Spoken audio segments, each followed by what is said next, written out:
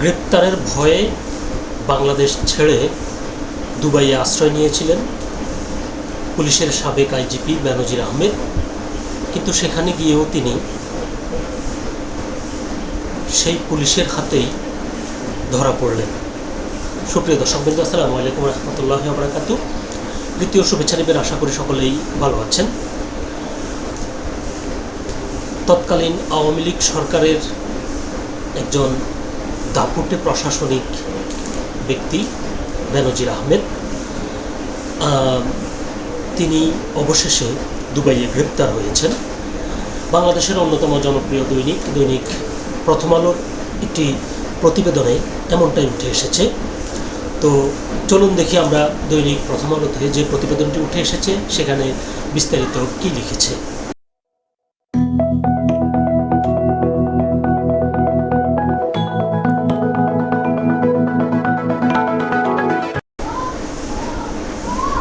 সাবেক আইজিপি বেনজির আহমেদ দুবাইয়ে গ্রেপ্তার, এটি হচ্ছে প্রতিবেদনটির শিরোনাম। বিস্তারিত বলছে যে পুলিশের সাবেক মহাপরিদর্শক আইজিপি বেনজির আহমেদকে সংযুক্ত আরব আমিরাতের দুবাইয়ে গ্রেপ্তার করেছে দেশটির পুলিশ। দুর্নীতি দমন কমিশনের দায়ের করা একটি মামলার প্রেক্ষাপটে ইন্টারপোলের সহযোগিতায় তাকে গ্রেপ্তার করা হয়েছে বলে সংশ্লিষ্ট সূত্র জানিয়েছে। বাংলাদেশের পুলিশ সদর দপ্তরের মুখপাত্র এআইজি শাহাদাত হোসেন আজ রোববার প্রথম আলোকে এই তথ্য নিশ্চিত করেছেন। পুলিশের এই কর্মকর্তা বলেন, দুদকের মামলায় ইন্টারপোলের সহযোগিতায় বেনজির আহমেদকে গ্রেপ্তার করা হয়েছে। এ বিষয়ে গত 12 তারিখ একটি চিঠির মাধ্যমে বাংলাদেশ কর্তৃপক্ষকে অবহিত করেছে সংশ্লিষ্ট পক্ষ। তবে বেনজির আহমেদকে কোন মামলার ভিত্তিতে গ্রেপ্তার করা হয়েছে, তার বিরুদ্ধে পরবর্তী আইনি প্রক্রিয়ায় বা কী হবে, কিংবা তাকে দেশে ফিরিয়ে আনার বিষয়ে কোনো পদক্ষেপ নেওয়া হয়েছে কিনা, এসব বিষয়ে তাৎক্ষণিকভাবে বিস্তারিত তথ্য জানা যায়নি। বেনজির আহমেদ 2020 সালের 15 এপ্রিল থেকে 2022 সালের 30 সেপ্টেম্বর পর্যন্ত আইজিপি ছিলেন।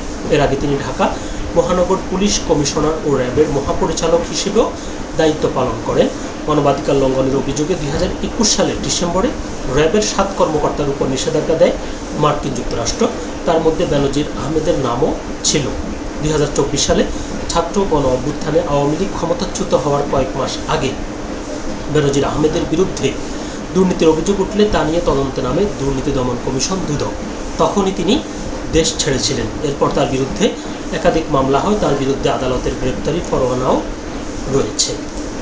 তো যেহেতু তিনি সেখানে গ্রেপ্তার হয়েছেন, সুতরাং আইনে যেটি আছে হয়তো আইনি প্রক্রিয়া অনুসরণ করে এবার তাকে দেশে আনার তোড়জোড় কিংবা প্রক্রিয়া অনুসরণ করবেন বর্তমান সরকার, আমরা এমনটাই আশাবাদী। এবং তার বিরুদ্ধে যে অভিযোগ, সে অভিযোগগুলো প্রমাণ সাপেক্ষে তার বিচার নিশ্চিত করা হবে। সকলে ভালো থাকবেন, সুস্থ থাকবেন। আল্লাহ হাফেজ।